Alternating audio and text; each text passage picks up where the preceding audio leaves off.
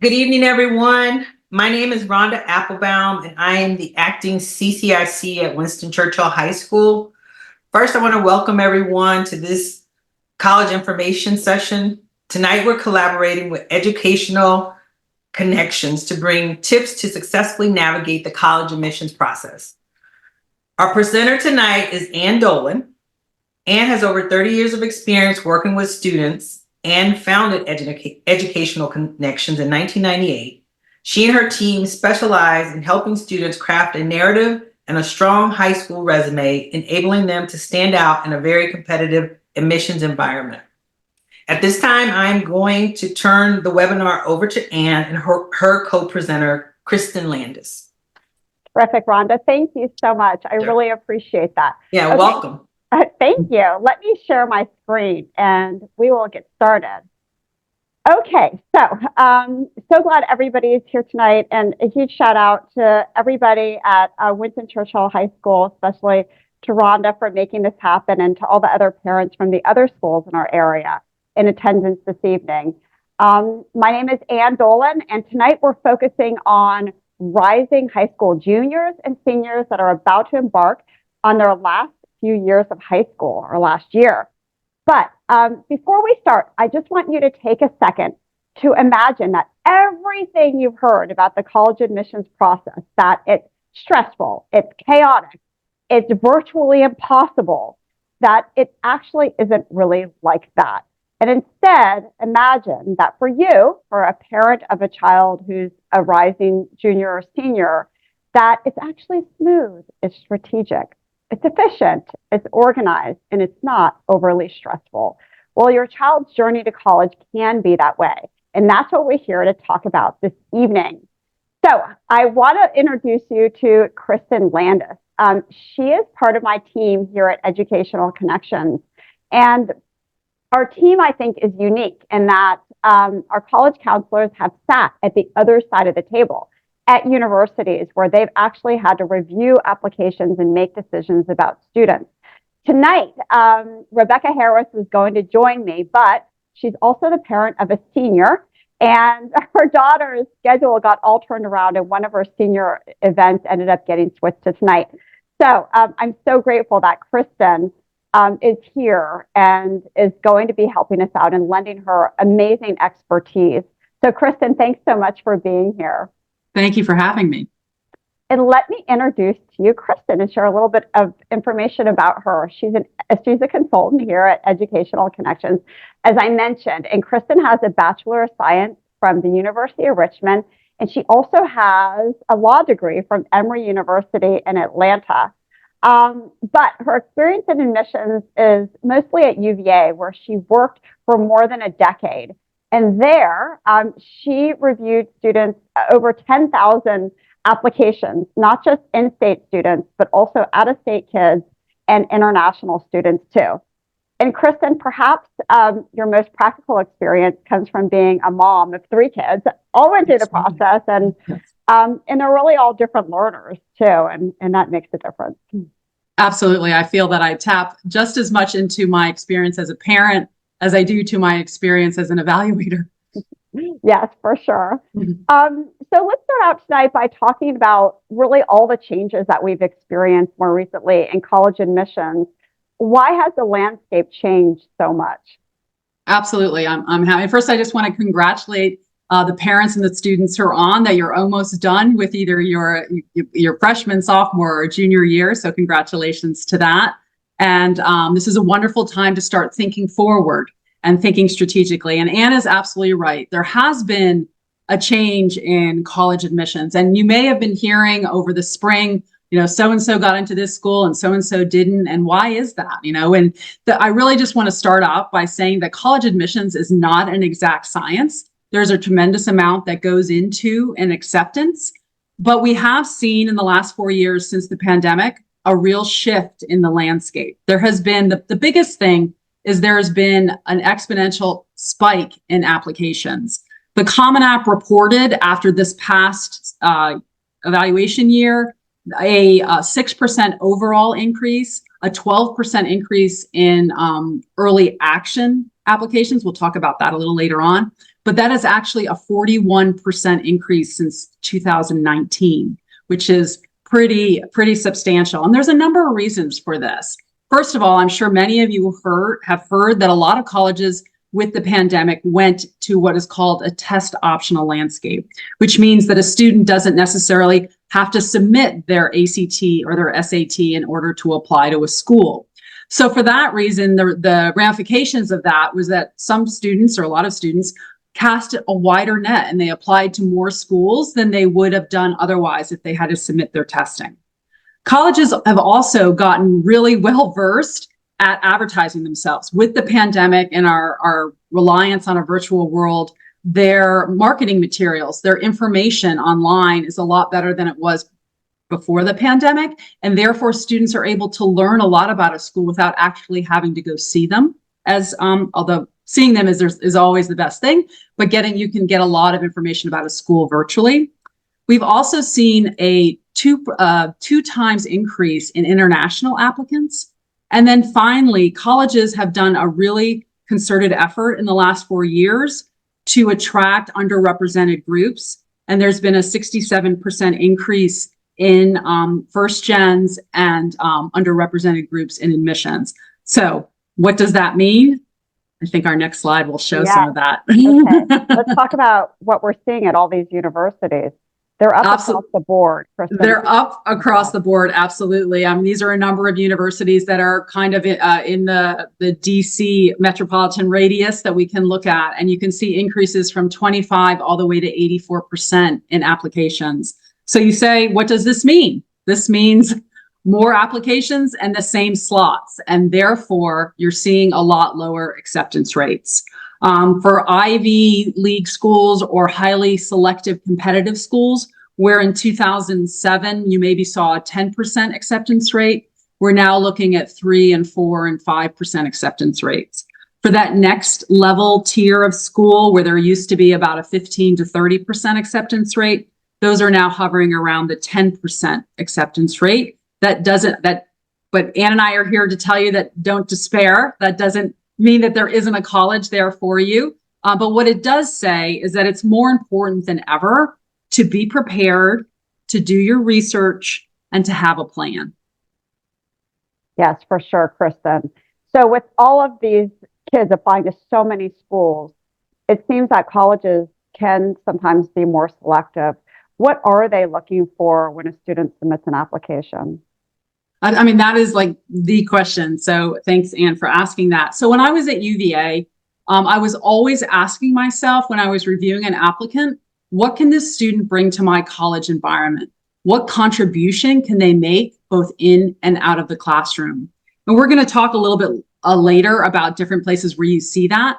But there are a number of personality traits that colleges are looking for. And some of them you may say, well, that's quite obvious, but I'm going to humor me and I'm going to go through some of them anyways. So a love of learning, a thirst for curiosity, that's obviously very, very important for colleges. They want to see that students are challenging themselves, that they're taking hard classes, that they're using their time outside the classroom to enrich their lives and their experiences in some way.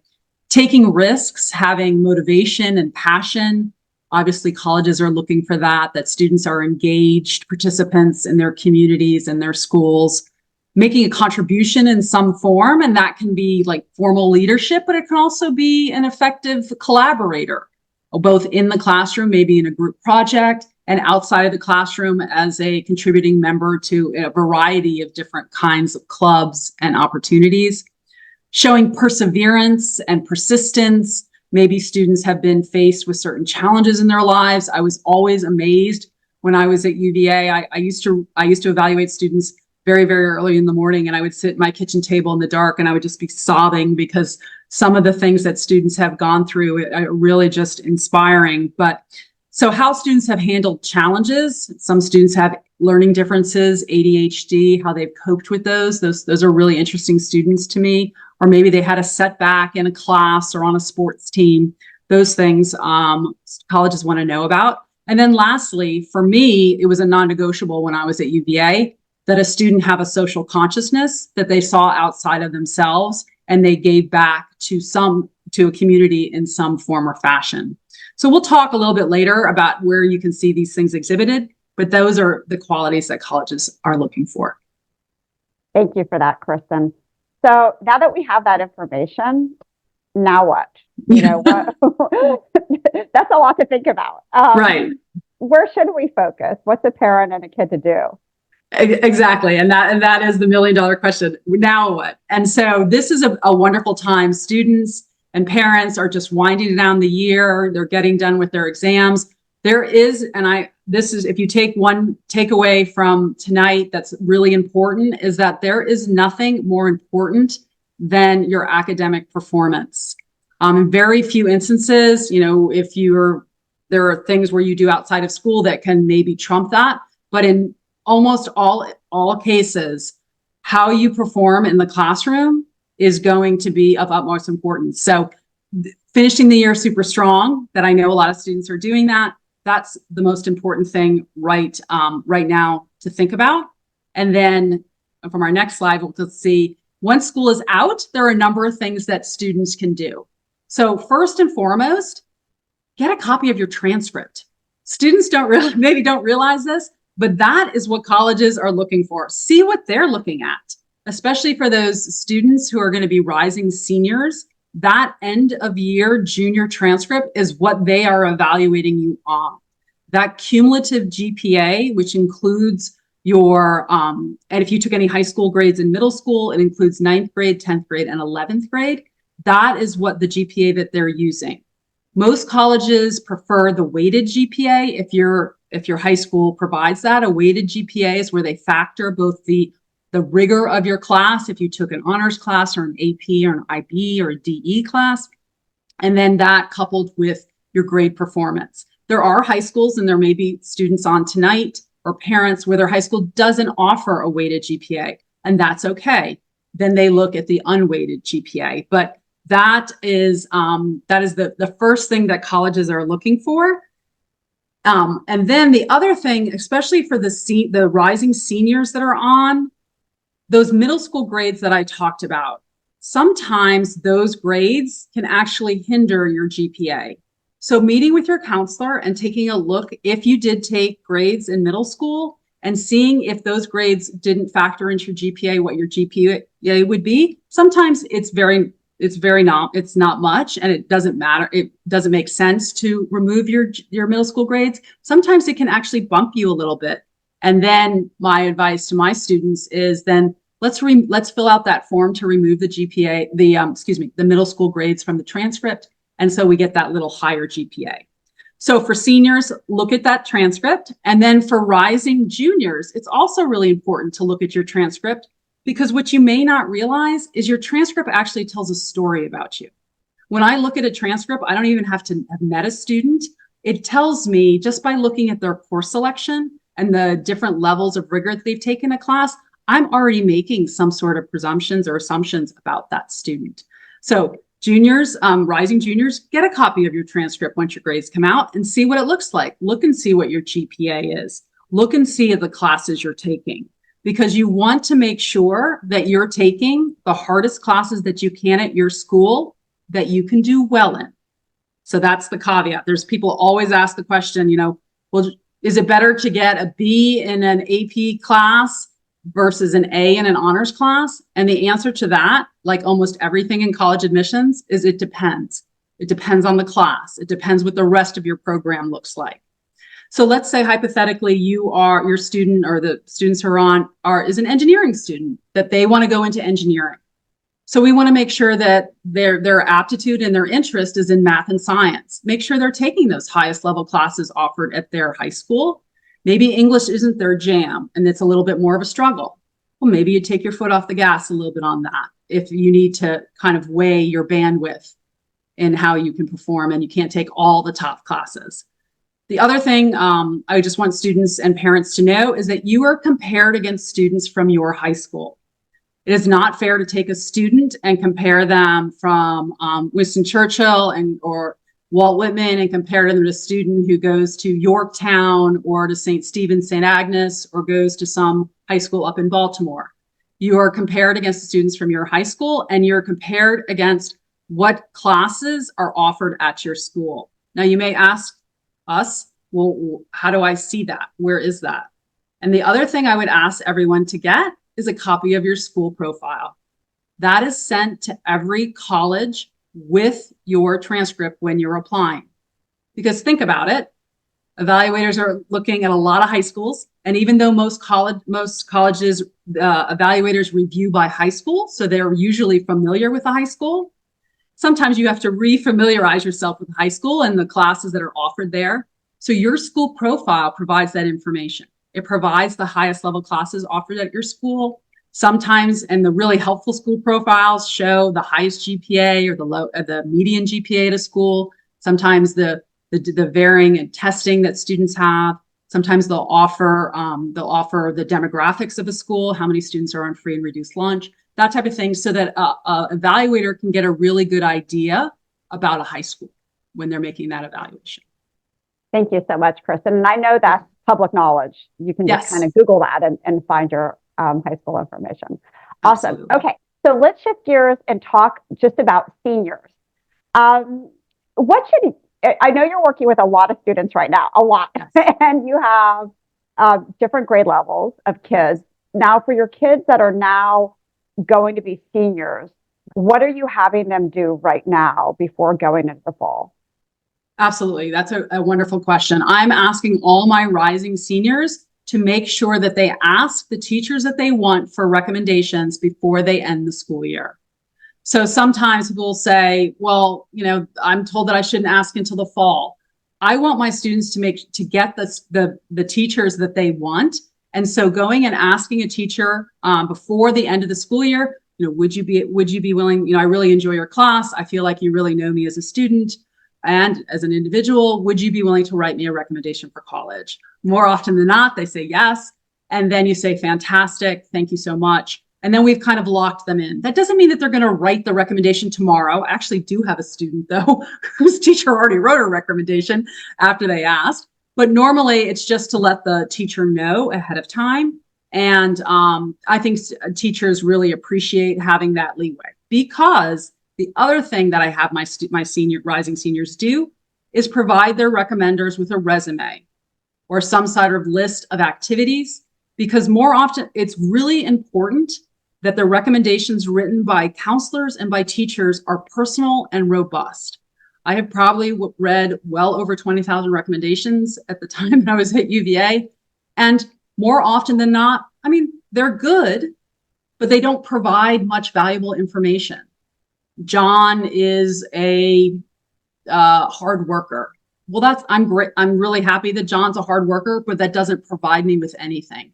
If the recommendation says John is a very hard worker in school, he has come to me for extra help on multiple occasions, he has gone above and beyond. We had this one unit on genetics that really excited him, and he went and he did further research and brought that and really contributed to the class discussion. Well, that's something that I can hold on to.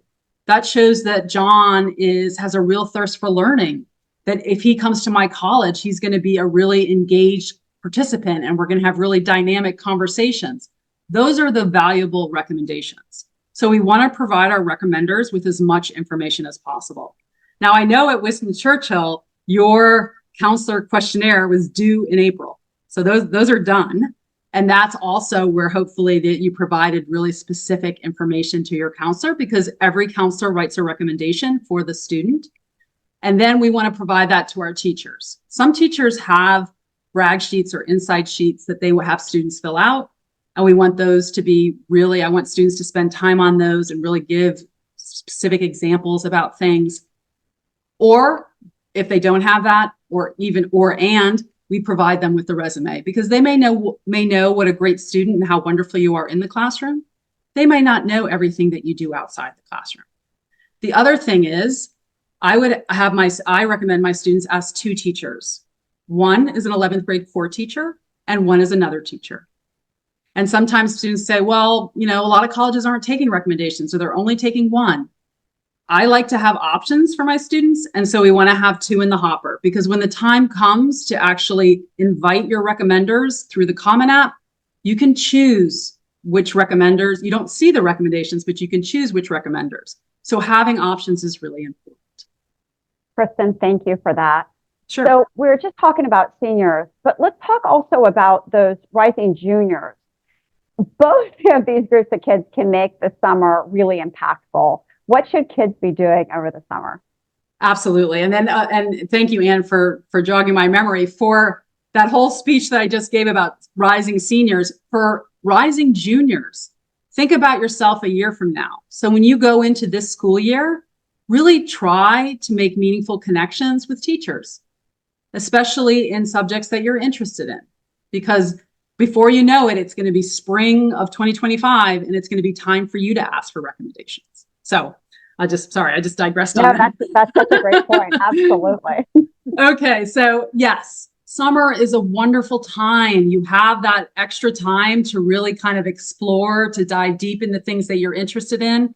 I like to call it the summer sizzle, so that my students, we look at different programs. Now it's a little late right now to like apply to selective programs, but for the students who are going to be rising juniors, starting now and into the fall, let's say hypothetically that you're really into research and you think you want to go into medicine or medical research. The NIH has a wonderful internship. Their application opens in the winter and it's due in the winter. So starting to explore and do research, it's not too early now to start looking at some of those selective programs. There are certain colleges that have selective programs, Stanford, MIT, all those. If you're really interested in filmmaking or creative writing, there's literally a program for anything that you could be interested in out there. And so for the selective ones, those applications, as I said, usually open in the winter. So for rising juniors, keep your eye out for that. For this summer and for seniors, this is also a wonderful time to just explore what different areas that you could be interested in. I have a student last year who was really interested in nutrition, but she was also interested in nutrition as it related to sports. So we were able to find online a free online class through Northwestern that she took that was a combination of nutrition and sports. I have a bunch of students who are super interested in history. There's this wonderful seminar that's offered this summer. They're in 1 week seminars. I think it's like $50. And it's a collaborative online experience where you, right now, all the topics have to do with the government and political system and elections because of what's coming in the fall. But I've had a number of students do it and they really find it interesting. So not only is it giving them further enrichment in things that they're interested in, but it's also exhibiting that interest when the time comes for college applications. So you're looking at from both sides. Sometimes you don't even have to think about doing academic things.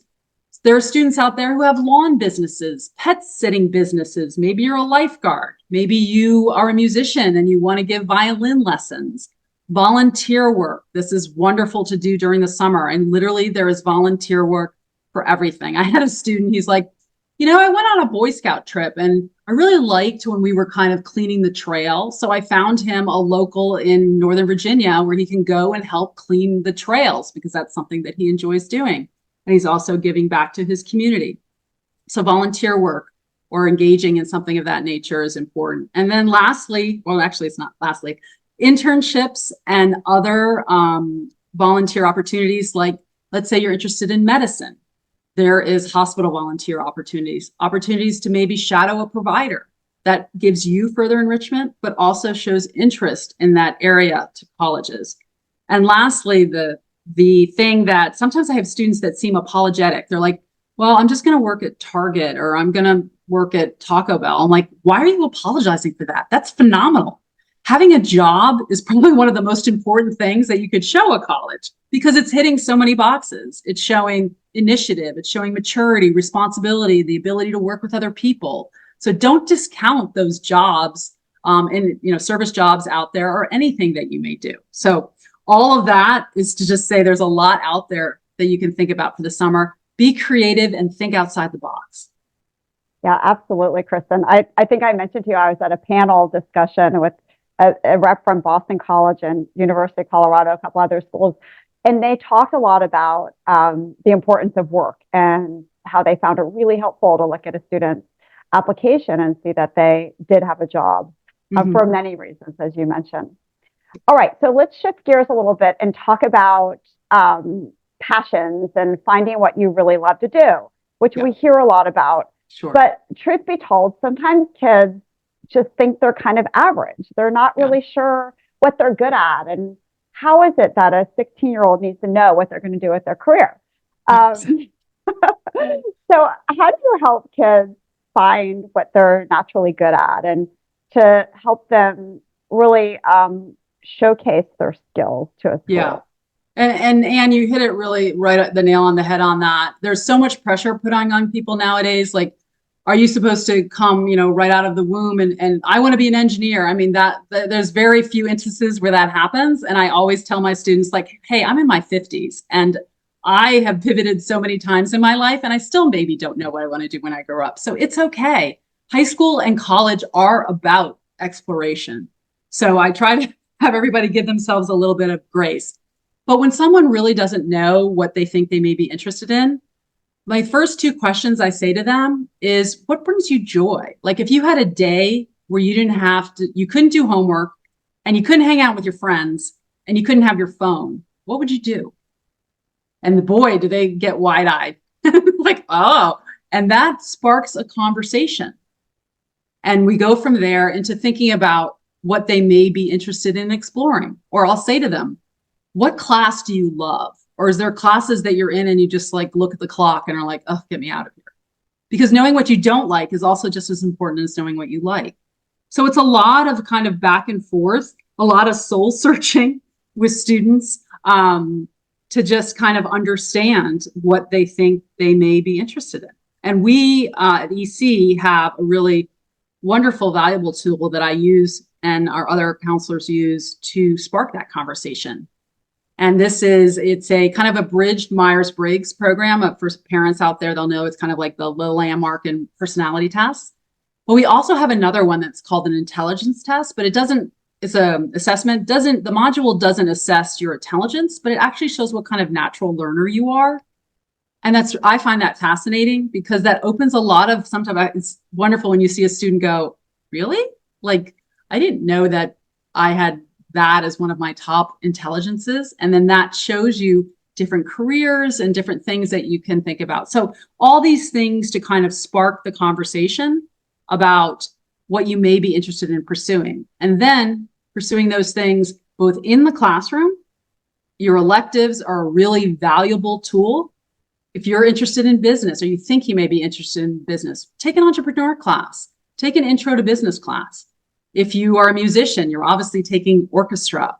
If you're interested in, you think you may be interested in medicine, take an anatomy class.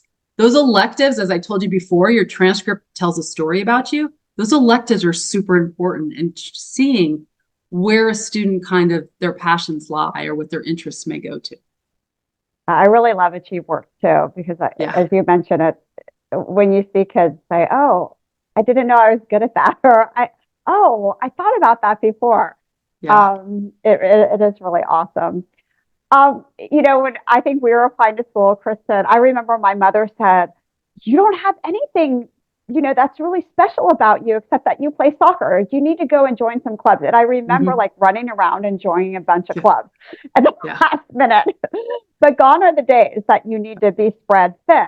Really, it's about depth now. Can you talk a little bit about what colleges are looking for in that respect? 100%. And this is a really, I think, big misconception out there, is that it really is about quality, not quantity. When I was evaluating students, so the common application, which is the majority, most colleges accept when students apply to schools, it offers 10 different entries for activities. And when I start working on the comment with my students, they're all like, I need 10. And I'm like, no, actually, we don't need 10. And we're really not going to have 10 unless they really are things that are substantive, where you've really made an impact or a contribution. You've gone beyond just attending a meeting once a week. I can't tell you how many times when I was at UVA and I would see all 10 entries done, I'd be like, okay. And 6 through 10 was literally just, attending a meeting here and there, maybe for 1 year. And it always kind of was like, Well, that's a shame that you did that. I would rather have really focused my attention on those first four things where you really showed your commitment, where you really made an impact in that community. So it is all about quality, not quantity, for sure. So here's another thing, like you want to be creative and think outside of the box. Not everything has to be, I was in this club or I was in this, society or this job. I had a student last year, I work on Zoom with my students, and I saw, and behind him on his bookcase, he had this like really cool looking globe thing. And I'm like, what's that? And he goes, oh, that's I made that. It's origami. And it was this truly intricate, beautiful thing. And I was like, he's like, yeah, I've been doing origami for like 10 years. I'm self-taught, but I watch YouTubes all the time. And I've got all these other things. And I'm like, you're an artist. And so one of his entries was about being a self-taught artist. So they don't all have to be formal things that you have to have. And so that's something to take away from this as well. Thank you for that, Kristen. Let's shift gears to developing a list of colleges. Now is the time for kids to be developing, if you're a rising junior, and if you're a rising senior, refining your list. I know oftentimes when parents call our office looking for help with the admissions process, and Erin usually speaks to them, or Jennifer, their lists are very top heavy, meaning many kids have a lot of reach schools on their list. Yeah. How do you help kids sort through that?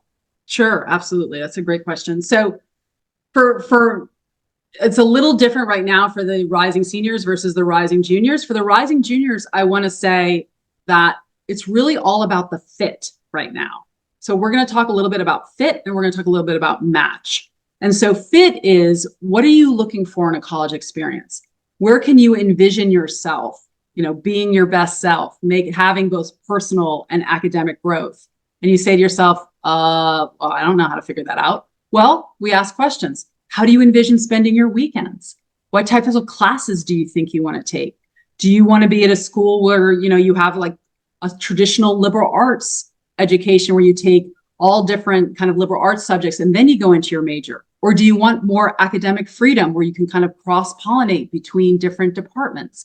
I have a student he's like, if I have to take foreign language in college, I don't know what I'm going to do. And he's really interested in business. And so we're looking at direct business admit colleges. So he won't have to do that foreign language requirement. So looking both from an academic standpoint, what would be an academic fit for you? Do you want to have a place where you have very small class sizes? Do you want to be in a school where you're taught strictly by tenured professors versus larger schools? Sometimes the introductory classes are taught by TAs, or that the discussion classes are with TEAs. So looking at what you're looking for, the average class size from an academic standpoint, and then looking after the academic fit, looking at do they have the things that you're interested in outside of the classroom? I call it, what is your ski slope? You may say, what the heck is that? So sometimes students I've had in the past who are interested in skiing, and you say, well, you're not going to pick a college based on your interest in skiing. Well, you're right. Absolutely not. You're not. But if that's a hobby that's really important to you and you want to continue that for the 4 years that you're in school, something to factor. I have some students who are really into nature. So they want to be able to have the opportunity to go and be out in the outdoors. Other students who totally thrive in an urban environment, and they want to be able to go to cultural events and plays and restaurants and cafes. And so they want to be in an urban environment. How far do you want to be from home? Some students want to stay in their state. Some want to go far away. Do you want to be in a hot environment, in a cold environment? My daughter, she went to college in Maine, but grew up in Virginia, and said to me, I want to go to a school where I can wear sweatshirts and sweaters all the time. I'm like, Kate, you grew up in Virginia. You have no idea what a cold winter's like. She's like, I don't care. And so she went to college in Maine. And in January of her freshman year, she sent me a snap where it was negative 13 degrees. Now she knows what cold weather is like. So all those things kind of come in and factor into your college experience. Is it the defining thing for picking a college? No, but something to consider. So that's the fit part of it. And for juniors, rising juniors, and for seniors, it's very important to look at fit as well. Those are the things that I would want them to concentrate at this point. For seniors, we also go to the match, which is what Anne was alluding to, which is when you're looking to compile a balanced list. I'm sure everybody's heard what that means. That means that you have a good cross-section of schools that are targets, which is where your GPA and testing, if you choose to submit, kind of falls in line with the majority of students who are accepted to that school. You want schools that are safeties, I call them most likelies, and those are where your GPA and testing, if you choose to submit, would be higher than the majority of students who are accepted to that school. And then reaches, which what Anne was talking about, was reaches, and that's where your GPA and testing, if you choose to submit, would maybe be a little lower than the average majority of students who are accepted to a school. And the other caveat to that is if a school has a low acceptance rate, it's a reach for everyone, which is why a lot of students come to us with top heavy reach schools. My recommendation is you don't have any school on that list that you wouldn't attend. It is a waste of your time and your money to apply to a school that you have no intention of attending. I've unfortunately had a couple instances this past year, I actually had only two, where students, when we did their list, they were okay with the schools that were their target or safety or most likelies. When everything kind of panned out, then they weren't happy with those schools. And so we kind of had to pivot and redo things. So again, making sure that every school on that list is a school that you would want to go to. Good point, Kristen. Kristen, we have about 10 minutes left because I want to make sure that we get to Q&A. So let's get through these slides pretty quickly. Yeah. And let's start with college visits. What would you like to share with parents about making the most of college visits? Absolutely. So summer is a wonderful time to go look at schools. If you have the ability to plan ahead, please take an information session and schedule a tour. You can go onto the college's websites and do that through their visit or admissions. It just makes that experience that more, it enhances your experience that much more. There are self-guided tours. There's a lot of material on the internet that you can use. I always recommend to students, write down your impressions when you leave a school, because once you see a bunch of schools, wait, was it that school that had that or that school that had that? Sometimes it's hard to remember. So make sure that you write down your impressions. Also, there are schools that factor demonstrated interest. Demonstrated interest is literally what it just means. If showing interest in a school, colleges are really care about yield rates, which are the percentage of students who apply that actually go to a school. So they like to see that students are interested in the school. So when you get there, put your name on the list. Sign up for their social media if you have social medias. Follow them. Sign up with your email. All those things to show demonstrated interest. It's usually smaller schools that have demonstrated interest as a factor. You can go online and see on either the common data set or through the website of a school if they factor demonstrated interest. There are also certain schools that have interviews. So if you're applying to a William and Mary or a Bowdoin, they have admissions interviews. And for my students, I'm recommending for William and Mary already has their schedule up for the summer. They are both in virtual and in person. And people say, oh, well, their interview is optional. If it's a school that you want to go to, it's not optional. So make sure you sign up for those interviews if a school has them. A school like Wake Forest, they don't have their interviews open up until after you submit your application. So my recommendation to students, if they're applying to Wake Forest, is you get your application in early so that you can get one of those interviews. That makes sense, Kristen. All right, so you mentioned testing a few minutes ago, and many schools these days are test optional, but it's kind of misleading because for many schools, even though they're test optional, is it really optional? Let's take a look at some trends at current schools, and we see that clearly, at some schools, they want that data, and they're favoring students that submit a score. Can you talk a little bit about the testing trends?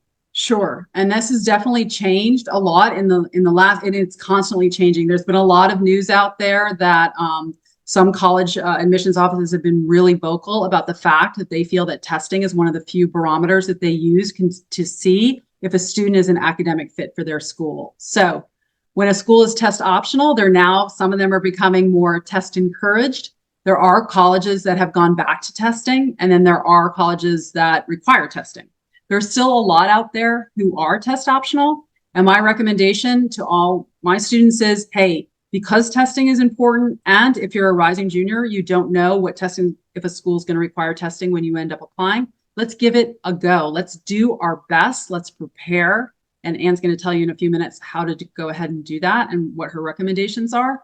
And then when you finally have done that and we see our scores, then we look at each school and we make the decision whether to submit scores or not. Because we want to submit scores to help you. We don't want the submit scores to hinder you. So we may submit scores to one school, not to another. We may submit to all, may submit to none. It's kind of strategic at this point in time with this kind of fluctuating landscape. Yeah, and you're right. It is definitely strategic. Let's break down those tests real quick, Kristen. And let me share a couple things about the SAT and ACT and the changes. You know, you've all heard about the digital SAT, and we've seen that kids are really interested in taking the SAT now because it's shorter and it's digital. It's also adaptive, meaning that when, for example, you take the math section, the first section you're given will determine what you see next.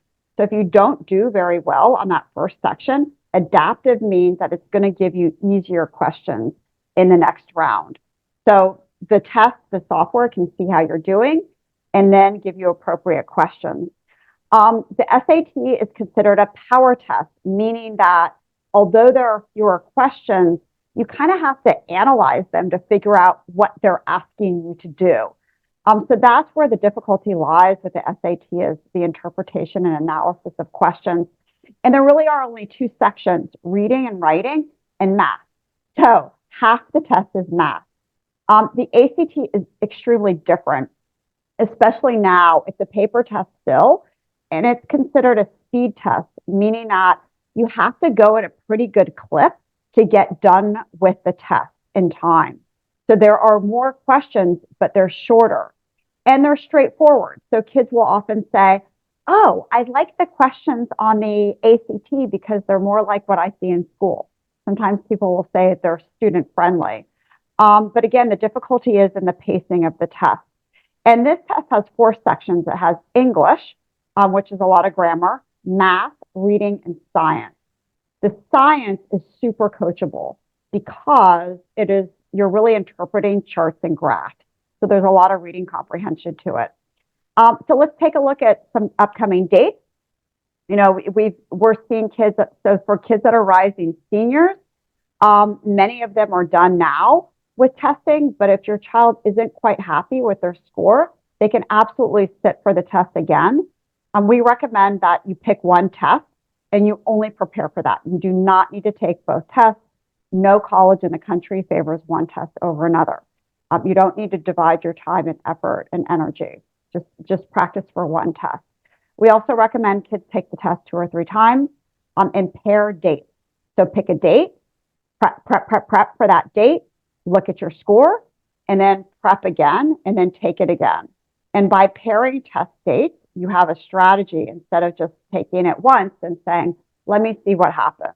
It's better really to have a couple of dates in mind.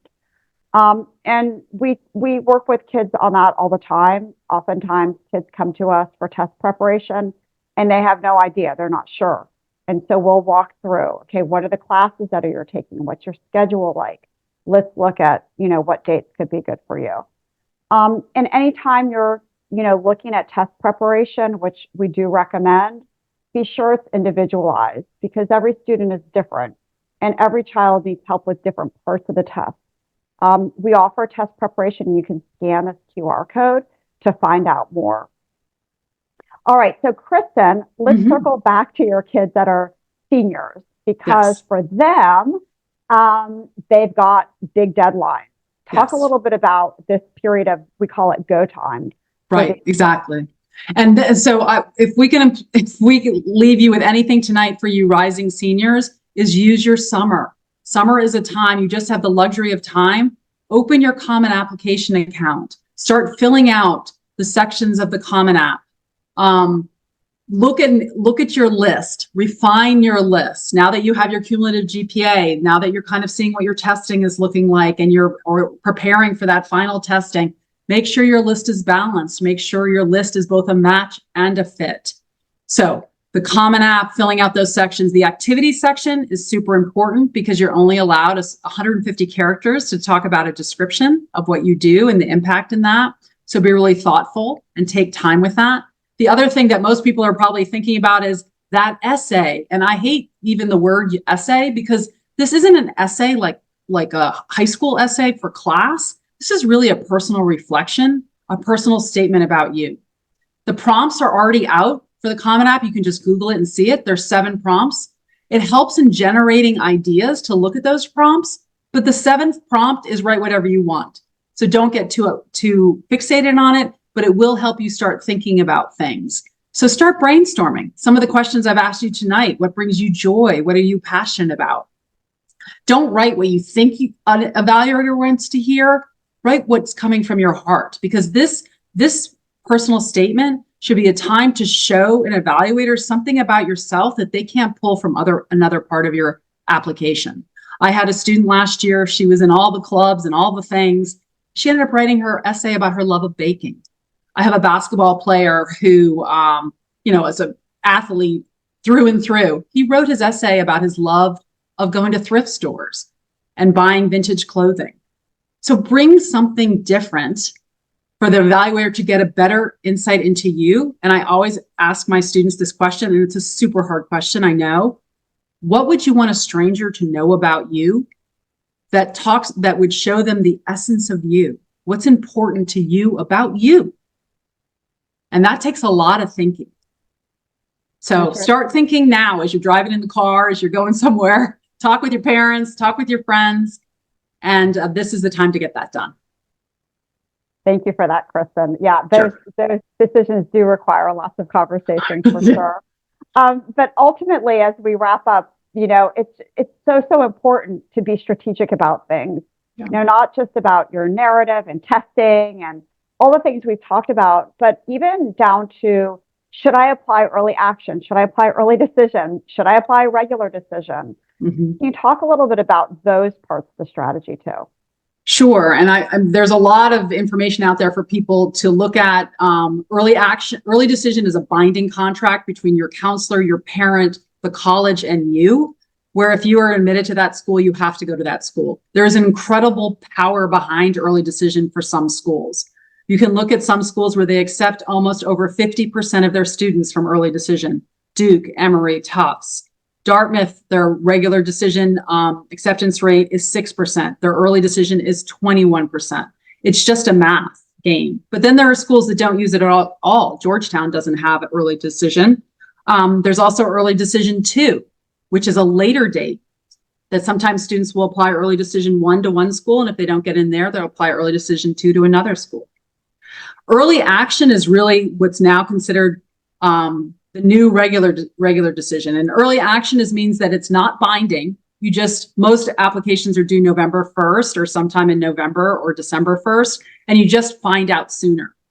So if you're a strong candidate, the thought to apply early action is a good one, because if you think about it, the class is filling.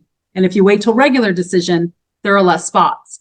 That said, if your academic program isn't super strong and you really want those first semester senior grades, then maybe you think about regular decision so you can show an upward trajectory in grades. So it is very strategic, and you really need to think about how you want to apply. That makes sense, Kristen. And I know that ultimately you're a huge believer that there is absolutely college for everyone. There is absolutely a college for everyone. And then the other thing to know is all the schools have the classes and the buildings and the opportunities, and college is really what you make of it. It's what you do with that experience. At EC, we meet students where they are. I recommend that students block out the noise. You're going to hear a lot of noise in your junior and senior year. A lot of that information will be not accurate. Some of it will be. Be confident in your own journey as you move ahead through this, and know that the definition of success is relative. And because of that, there are more ways to get to it. Yes, for sure. And if we can help your family, we're happy to do so. We have one-to-one college consulting programs for kids that are rising 9th and 10th graders.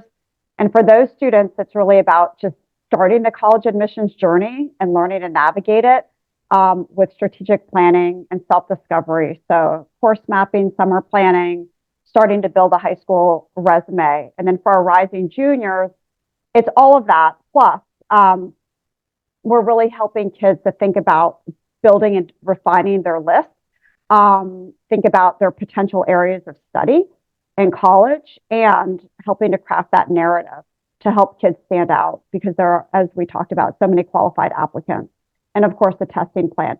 And then for seniors, those are the ones that are in crunch time right now. And you really, really do want to get the heavy lifting done, as Kristen mentioned, over the summer. So we want to be sure of that, and we'll help kids finalize their list, fill out their Common App, including their activities, tackle their essay and all the supplemental essays, which we didn't talk about tonight, but there can be a lot of them. And then helping them with strategy around early decision, regular decision, whether to submit test scores, all that good stuff.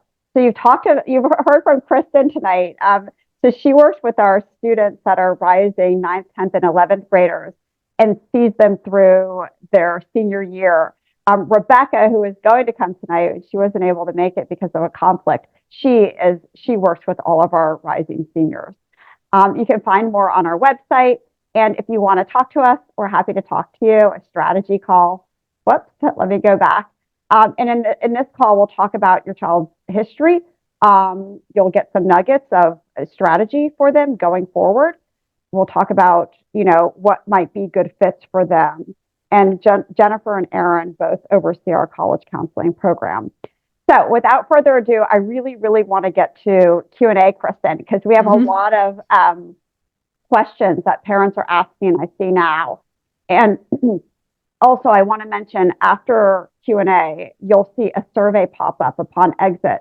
And if you could be so kind to fill out that survey, it will help us to understand what was helpful to you tonight. If I don't get to your question, and I'm going to try to pick the ones that are most relevant to everybody, please email me and I will make sure Kristen and I answer your question and I send you a response. And my email is Ann, ANN, at ectutoring.com. All right. So Kristen, let's look at these questions. Let's see. You talked about the college. You talked about how many applications. Somebody asked, how do you find summer opportunities? You mentioned a couple of programs. What's one way kids can go about that, or how do you help kids find these programs? Yeah, I mean, I don't want to underestimate the beauty of the internet. The internet has so much out there. Your counseling office at your high schools have a ton of information as well about different opportunities. You could literally Google anything that you're interested in and find lots of different things. I'm always providing students with links to different opportunities. And I've also go and look at high schools and see all the things that they have that are available for students. If you're interested in a specific area, I often have students go and talk to their teacher. I've had students, like if you're interested in, I have a student who's really interested in automotive tech. He talked to his teacher about opportunities, and now he has an internship with Toyota. So take advantage of your teachers and your counselors, and the internet would be my suggestion. Kristen, this is a question actually from a student, and he says, when I first started out high school, I thought I really wanted to be all about business. So I took a lot of business classes, a lot of math classes. And then I actually realized that I want to desperately go into electrical engineering, but my transcript doesn't really reflect that. How can I switch gears and help schools realize I do want this field and not business? Yeah, I think that's a fact. I actually have a student who exactly went through this past year. He's actually going to engineering school at University of Florida. He thought he wanted to go into business, and he had all those classes. And then he took AP physics in his junior year, and all of a sudden he was like, "I want to be an engineer." So where we addressed that was in his essays, because that shows that he is actually going to be a really dynamic engineering student because he has all these other experiences that he can bring to the table. So I would recommend that the student address those things in his essay. We had a lot of parents ask about internships. and I found that they're really hard to get, and They sometimes are. a job shadow Yeah. is a better way of going. Do you agree, Kristen? What do you think? 100%. I think it's really hard to get internships in high school. The college kids are all vying for those as well. I think job shadowing is a wonderful opportunity. Volunteering at the things that you're interested in. People love to have free help. And that also shows that community service. I think volunteering is a wonderful thing that students can take advantage of in their area of interest that wouldn't actually be a formal internship. I think those are two wonderful avenues that ones can pursue. Also, students who are younger, like getting a job. A lot of times you can't get a job till you're 16, but that doesn't mean you can't start a business. You can't pet sit. I have a student who's starting their own little home watch business this summer, writing their own business plan. You really need to be creative and think outside the box. Yeah, I remember when my son was applying to college. I think he was a junior, the summer after his junior year or sophomore year. I can't remember, but he had this little side hustle of making videos for local bands. Nice. And he went to the Fairfax County courthouse and he got a business license, and it was $25. And he talked about that in his essay. And so I think you're right. Those little things can make a big difference. Those little side hustles. All right. So somebody asked about the Common App. They said, I thought it opens on August 1st. Can you make an account before that? Oh, so that's a wonderful question. Thank you for whoever brought that up, because there may be some confusion. You can work on the Common App even though it doesn't go live meaning that you can actually apply to a college starting on August 1st. So you can work on all the sections of the Common App beforehand. The Common App will shut down for 3 days at the end of July and roll over, and all your stuff will roll over except for a couple things. Do not put any colleges in that you want to apply to. You're going to lose those. Don't put your essay in. You're going to lose that too. But everything else you can start working on and complete, and it will just roll over on August 1st. Kristen, somebody asked about early action, and they want to know, does that help you? Like, I know it doesn't help you like early decision, but can it help you over regular decision? As with everything in college admissions, it depends. It depends on how the school utilizes their early action, their early decision, their regular decision. So I would look at the common data set, which you can Google and go look at the facts with regards to the colleges that you're interested in. It will show you how do they utilize those different categories. My rule of thumb is if you are a strong academic applicant to the school that you're thinking about, apply early action. Do not wait till regular decision. Thank you for that. We had a couple of questions about the SAT. When's a good time to take them? And I can share with you that most kids will take the SAT or ACT the fall of their junior year, but statistically speaking, you will get a higher score the spring of your junior year because you've got, more curriculum under your belt, you're older, you're more mature. So even if you do want to test early just to get it out of the way and you're happy with the score, try it again in the spring, and that could work for you too.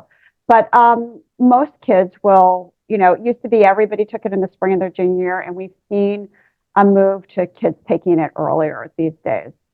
And then last question, how important are recommendations? Recommendations are very important. They are giving further insight from people who know the student to the evaluator. And as I said, though, for them to be helpful, they really need to be specific, which is why we try to provide as much information as possible to the recommenders so they can glean from that and write a really personal, robust recommendation. Makes sense, Kristen. Thank you for that. Thank you, everybody, for your questions. If I didn't get to you, send me an email, and I promise we'll get that information to you. Kristen, you've been amazing. Thank you for having. Thank you for having me. Thank you for coming on. And Rhonda, thank you so much for hosting us. I hope that it was helpful to your families.